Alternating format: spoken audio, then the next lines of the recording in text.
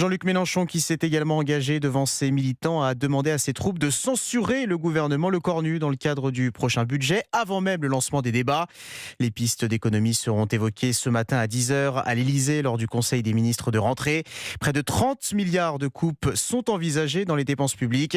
Et il y a urgence, Barthélémy Philippe, la situation financière de la France est particulièrement inquiétante. Oui, la présidence d'Emmanuel Macron touche à sa fin et le redressement des finances publiques promis par les gouvernements successifs n'est toujours pas amorcé.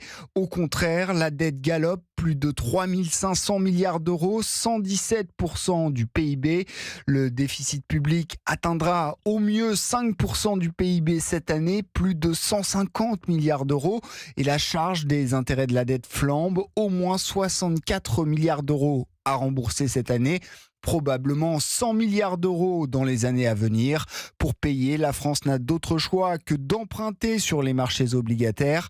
L'agence France Trésor a levé plus de 300 milliards d'euros cette année. Les marchés continuent à prêter, mais ils signalent leur défiance en réclamant une prime de risque inédite depuis la crise financière de 2008.